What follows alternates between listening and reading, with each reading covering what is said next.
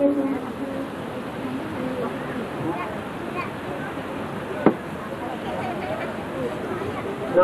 ونصلي على رسوله الكريم اما بعد اعوذ باللہ من الشیطان الرجیم بسم اللہ الرحمن الرحیم. میرے قابل قدر استاد محترم جناب غلام محمد بیگ صاحب، جناب ایوب صاحب ڈسٹرکٹ منیجر ولیجز، دیگر سامعین مکرم، السلام علیکم.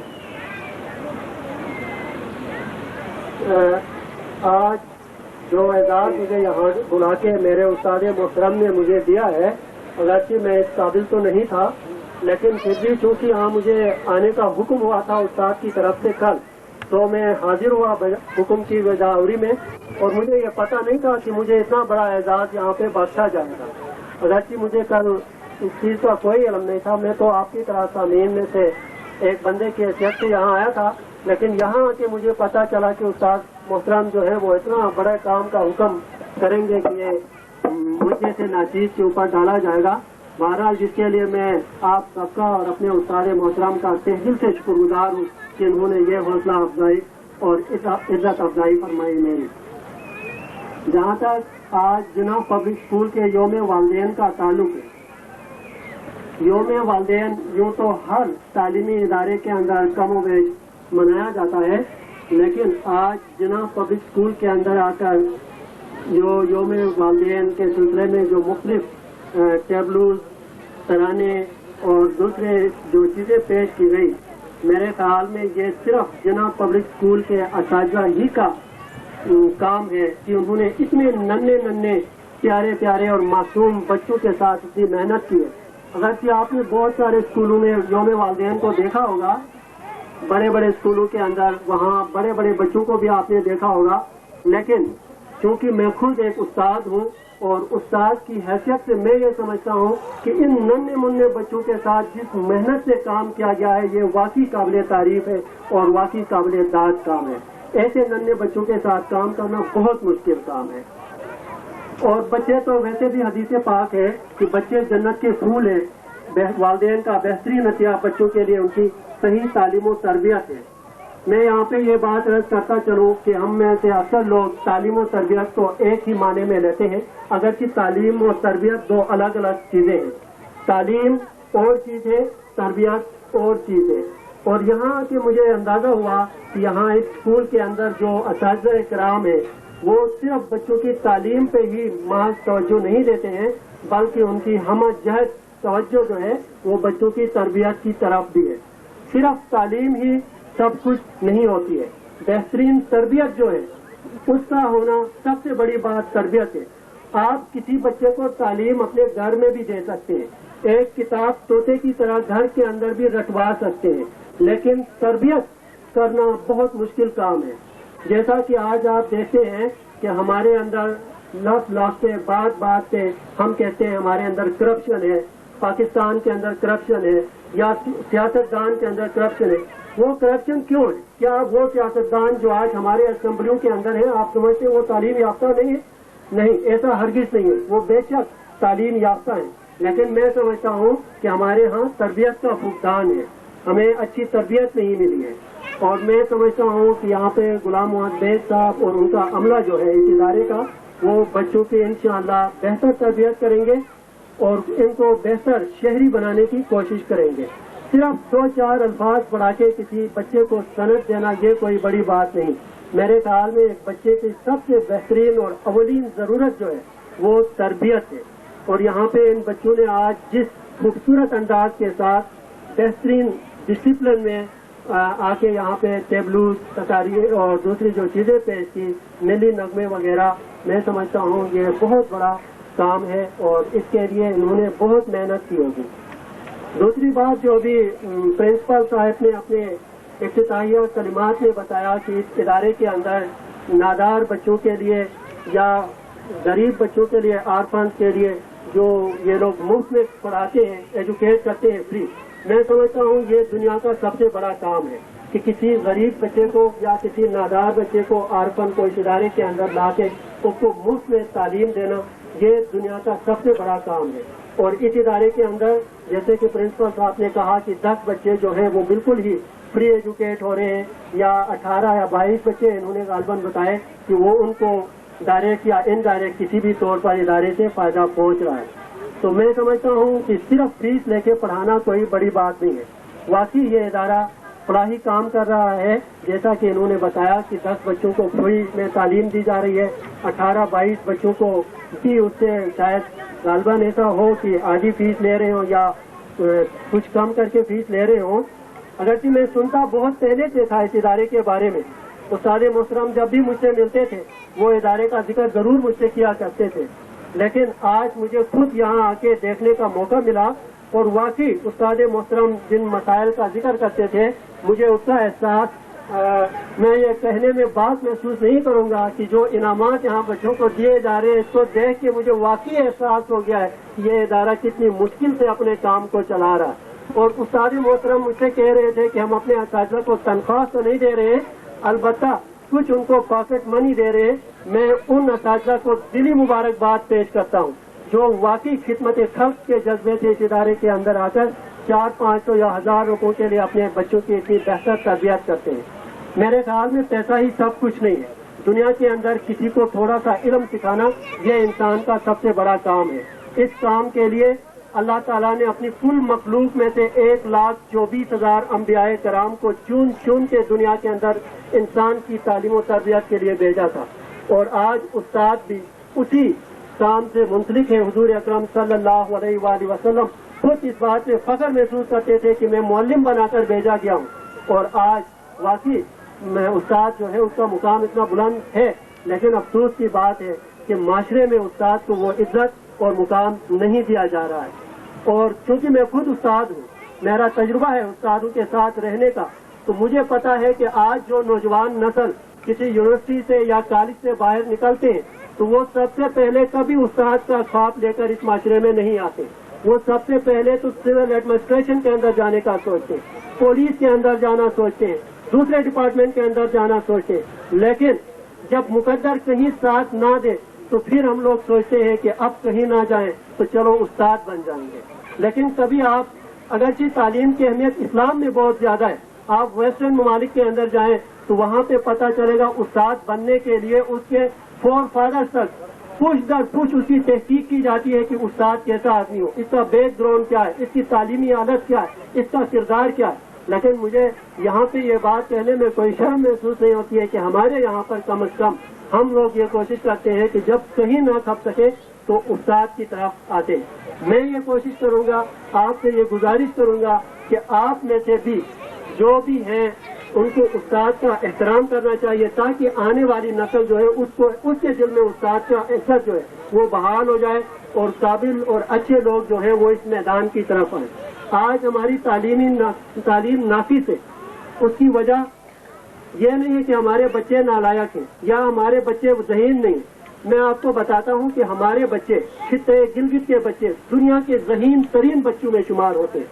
آپ میری اس چھوٹی سی بات سے اندازہ لگائیے کہ آپ کا بچہ بیک وقت 3 زبانوں سے لڑ رہا ہے. 4 سال کا بچہ جو ابھی زبان سیکھ رہا ہے، آپ کا بچہ جس کو ابھی آپ کے ماحول میں گھر میں ماں سے، بہن سے، بھائی سے ابھی زبان سیکھ رہا ہے، لیکن اس کو آپ 4 سال کی عمر میں اس کو اسکول میں لاتے ہیں تو وہ ایٹ اے ٹائم 3 زبانوں سے اس کا واسطہ پڑتا ہے. اردو سیکھتا ہے، انگریزی سیکھتا ہے اور ساتھ اپنی جو مدر لینگویج ہے، شنا ہے یا برشتی ہے یا جو بھی زبان ہے ہماری، اس کے ساتھ لڑتا ہے. جبکہ انگریز کا بچہ جو گھر میں سیکھتا ہے وہی اسکول میں جا کے پڑھتا ہے. اگر گھر میں وہ کاؤ سیکھتا ہے اسکول میں کاؤ ہی پڑھتا ہے. اسکول میں ڈاگ سیکھتا ہے تو گھر میں ڈاگ ہی کہتا ہے. جبکہ ہم لوگ، مجھے پتہ نہیں برشتی میں گائے کو کیا کہتے ہیں، بہرحال میری زبان میں شنا میں ہم لوگ گاؤ کہتے ہیں یا گائے گو کہتے ہیں. تو آپ کہتے ہیں 4 سال کا بچہ، میں آپ کو چھوٹی سی مثال دیتا ہوں کہ 4 سال کا بچہ بھی زبان سیکھ رہا ہے. گھر میں ماں اس کو کہتی ہے بیٹا یہ گو ہے، تو بچہ گو کو دیکھ رہا ہے سامنے سے، گائے اس کے سامنے وہ دیکھ رہا ہے اور اس کے ذہن میں یہ بات بیٹھی ہے یہ گو ہے. ہاں بچہ تسلیم کرتا یہ گو ہے. لیکن جب وہی بچہ صبح اٹھ کے اسکول جاتا ہے تو اسکول میں اردو کی مس جب اس کے کلاس میں جاتی ہے، وہ اردو کی کتاب کھولتی ہے تو وہی گو جو ہے گائے، اس کا نقشہ کتاب کے اندر وہی گائے کا نقشہ ہے. مس اس کو دکھاتی ہے، بچہ کہتا ہاں یہ تو گو ہے جو میری امی گھر میں کہہ رہی تھی. لیکن مس کہتی ہے نہیں بیٹا یہ گو نہیں ہے، یہ گائے ہے، آپ نے اس کو گائے کہنا ہے. ڈنڈے سے پیار سے بچے کے اوپر یہ بات مسلط کرتی ہے کہ آپ نے گائے کہنا. بچہ چلے 45 منٹ کے لیے 40 منٹ کے لیے اس بات کو تسلیم کرتا ہے کہ یہ گائے ہے. گھر میں امی نے غلط کہا گو ہے تو میں چلو یہاں تسلیم کرتا ہوں گائے ہے. لیکن جب یہ گھنٹی بجتی ہے پیریڈ ختم ہوتا ہے, انگلش کی مس کلاس کے اندر آتی ہے, وہ وہی بک انگلش کی کھولتی ہے تو وہی پہ بالکل وہی تصویر وہی گائے کتاب کے اوپر لکھی ہوئی ہے, بنی ہوئی ہے شکل میں. پھر بچہ کہتا ہے یہ تو گائے ہے. مس سٹیک اٹھاتی ہے کہتی ہے نہیں یہ گائے نہیں یہ کاؤ ہے. اب آپ اندازہ کریں کہ 4 سال کا جو بچہ ہے وہ کس تذبذب کا شکار ہے کہ گھر میں اسی چیز کو یہی شکل جو میرے سامنے لائی گئی تھی یہ تو گو کہہ رہی تھی میری امی, ابھی جو مس آئی وہ کہہ رہی یہ گائے ہے, اور ابھی جو مس آئی یہ کہتی ہے یہ کاؤ ہے. 4 سال کا بچہ اس پریشانی کے عالم میں تینوں زبانوں کو بیک وقت سیکھنے کی صلاحیت رکھتا ہے. اتنی بڑی بات ہے ہمارے بچے کے اندر. دوسری بات میں آپ کو بتاؤں کہ ہمارے بچے کتنے انٹیلیجنٹ تھے, ان کی زبان کتنی شستہ ہے, ان کا لہجہ کتنا بہترین ہے کہ جب ہمارا بچہ, ابھی آپ نے اندازہ کیا ہوگا کہ یہاں پہ جو بچے انگلش میں پوئم آپ کو سنا رہے تھے, بالکل ان کا لہجہ, اگرچہ یہ 4 سال کے بچے انگلش سے ان کا دور کا بھی واسطہ نہیں. یہ تو زبردستی میں جانتا ہوں کیونکہ میں استاد ہوں, میں خود ایک ادارہ چلاتا ہوں, میں جانتا ہوں بچے پر کتنی محنت شاقہ کے بعد ایک ٹیچر نے کتنے دن لگائے ہوں گے کہ اس پوئم کو بچے کو یاد کرانے میں. لیکن آپ نے یہ دیکھا کہ وہ بچہ بالکل اسی انداز میں بول رہا تھا جیسا انگریز کا بچہ بول رہا. آپ بالکل محسوس نہیں کریں گے اس پوئم کو کہ یہ انگریز کا بچہ بول رہا ہے, کیونکہ ابھی آپ دیکھ رہے تھے کہ آپ کے ذہنوں میں تھا کہ یہ یہاں سے اوسٹن داس کے بچے بول رہے ہیں. ایسا نہیں, اگر آپ ریڈیو پہ اس سے سنیں گے تو آپ بالکل محسوس نہیں کریں گے کہ یہ کوئی انگریز کا بچہ بول رہا ہے یا اوسٹن داس کے معصوم بچے بول رہے ہیں. یہ میں آپ کو بتاتا ہوں کہ آپ کے بچے انتہائی انٹیلیجنٹ, انتہائی ذہین بچے, صرف بات والدین کی توجہ کی. یہ بد نصیبی ہمارے یہاں پر کہ ہم اپنے بچوں کی طرف تعلیم کی طرف توجہ نہیں دیتے. آج یہ دن منانے کا استاد محترم کا بھی یہی مقصد ہوگا کہ آپ لوگوں کو یہاں بلا کے سال بھر جو ان کی کارکردگی رہی ہے وہ آپ کے سامنے پیش کر رہا ہے, آپ کو دکھا رہا ہے کہ سال میں ہم نے آپ کے بچوں کو تعلیم کہاں تک دی, اس کے ساتھ ساتھ تربیت کہاں تک کروائی آپ کے بچوں کی.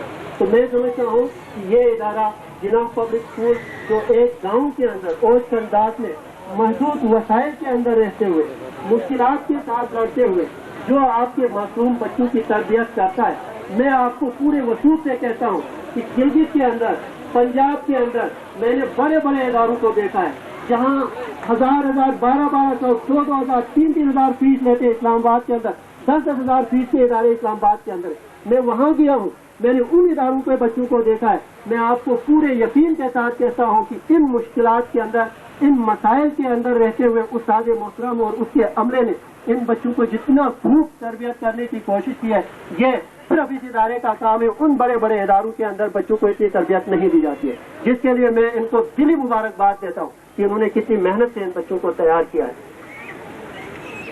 اور جو انہوں نے کام کیا ہے یہاں تعلیم کو عام کرنے میں سمجھتا ہوں بعض لوگ سمجھتے ہیں پرائیویٹ سیکٹر میں جو اسکول کھلتے ہیں وہاں شاید بے روزگار لوگ اس طرف آتے ہیں جن کو جاب نہیں ملتا ہے, وہ یہاں آ کر اسکول کھولتے ہیں, بزنس کرتے ہیں.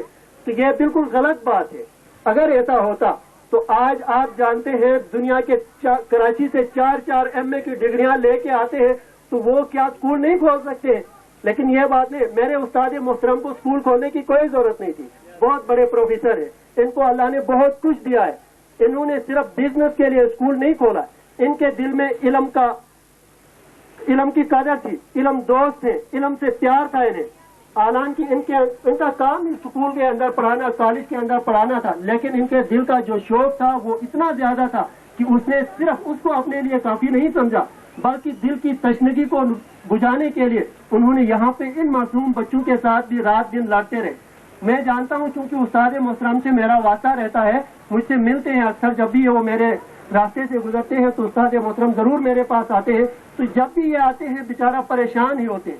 بچوں کی پریشانی ان کے ساتھ ہوتی ہے کہ میرے پاس اتنے ننھے بچے ہیں, قوم نے مجھ پر اعتماد کیا ہے, بچوں کو میرے حوالے کیا, میں ان کے لیے کیا کروں. تو یہ پریشانی میں نہیں سمجھتا ہوں کہ انہوں نے کسی بے روزگاری سے تنگ آ کر, کسی اور چیز سے تنگ آ کر اس خطے میں آپ کو اسکول کھول کر یہ پریشانی آپ بیل مجھے مار والی چیز اپنے سر پہ اسے ڈال دیے. ان کے اندر علم کی اتنی شوق ہے کہ جب بھی یہ بیٹھتے ہیں, میں نے دیکھا کہ ایک دفعہ انگریزوں کے ساتھ یہ بیٹھے ہوئے تھے تو وہاں بھی یہ علم کی بات کر رہے تھے. انگریز سے انہوں نے کوئی اور چیز ٹاپک پہ بات نہیں کی. میرے سامنے انہوں نے ان سے بھی یہی سیکھنے کی کوشش کی کہ آپ کے اسکولوں میں کیا ہوتا ہے, آپ کے کالجوں میں کیا ہوتا ہے. میں سمجھتا ہوں کہ انہوں نے یہاں آپ لوگوں کے لیے جتنا بہترین ادارہ کھولا ہے یہ کسی بھی اچھے ادارے سے کم نہیں ہے. آپ لوگ اپنے بچوں کی طرف تھوڑی سی توجہ دیں. اور میں یہ بھی آپ کو بتاؤں, کوئی ادارہ اس وقت تک کامیاب نہیں ہوتا ہے جب تک والدین توجہ نہ دیں اپنے بچوں کے اوپر. اسکول میں آپ کا بچہ 4 گھنٹے لگاتا ہے, آپ کے پاس 20 گھنٹے ہوتا ہے. آپ جو کچھ سکھاتے ہیں وہ بچہ اس سے زیادہ سیکھتا ہے. اور میں آپ کو ایک بات بتاؤں, حضرت داتا گنج بخش رحمۃ اللہ علیہ کی بات میں آپ کو بتاؤں کہ کیسے لوگ حضرت داتا گنج بخش رحمۃ اللہ علیہ جیسے شخص پیدا ہوتے ہیں دنیا کے اندر. حضرت داتا گنج بخش رحمۃ اللہ علیہ 4 سال کا بچہ تھا, 4 سال کا. اس کی ماں اس کو مسجد لے جاتی ہے, مکتب کے اندر قاری صاحب کو کہتی ہے مولانا صاحب میں اپنے بچے کو آپ کے پاس قرآن کی تعلیم کے لیے لے کے آئی ہوں. قاری صاحب کہتے ہیں ٹھیک ہے آپ لائیے. ماں جو ہے وہ دروازے سے چلی جاتی ہے, قاری کو حوالہ کر کے حضرت داتا گنج بخش رحمۃ اللہ علیہ کو. 4 سال کا بچہ ہے. قاری صاحب کہتا ہے بیٹا وضو کر کے آپ مسجد میں آ جائیں. وہ 4 سال کا بچہ معصوم بچہ کہتا ہے قاری صاحب میں وضو کر کے آیا ہوں. قاری صاحب اپنے پاس لے جاتے ہیں, اس سے کہتے ہیں پڑھے اعوذ باللہ من الشیطان الرجیم. بچہ پڑھتا ہے. پھر مولانا کہتے ہیں بسم اللہ الرحمن الرحیم. بچہ پڑھتا ہے. پھر قاری صاحب کہتا ہے الف لام میم. بچہ نہیں پڑھتا ہے, بالکل خاموش ہو جاتا ہے. پھر قاری صاحب کہتا ہے الف لام میم. بچہ نہیں پڑھتا ہے, بالکل خاموش ہو جاتا ہے. تو ہمارے یہاں مکتبوں میں اکثر روایتی قسم کے استاد ہوتے ہیں, علماء ہوتے ہیں, یا ہمارے قاری صاحبان جو ہیں وہ اکثر ان کا بھی وہ نہیں ہے کیونکہ بچے بہت زیادہ ہوتے ہیں تو غصہ آ جاتا ہے. تو غصے میں بچے کے منہ پر تھپڑ لگاتے ہیں, کہتے ہیں اعوذ باللہ تم پڑھتے ہو, بسم اللہ پڑھتے ہو اور الف لام میم میں آ کے خاموش ہوتے ہو. بچہ کہتا ہے استاد میں 15 سپاروں کا حافظ قرآن, مجھے آپ 16ویں سپارے سے پڑھانا شروع کریں کیونکہ 15 سپارے تو مجھے زبانی یاد. 4 سال کا بچہ 15 سپارے زبانی اسے یاد. استاد کو یقین نہیں آتا, کہتا ہے ماں تو آج لے کر آئیے, کہتی ہے بیٹا یہ تمہارا پہلا دن ہے. استاد تو کہتی ہے اس کو آپ نے شروع سے پڑھانا ہے. قاری صاحب کو کہتے ہیں مجھے سنائیں آپ. بچہ جو ہے بالکل فار پر جہاں سے قاری صاحب سپارے سے پوچھیں گے 15 سپار تک اس کو سنا دیتے.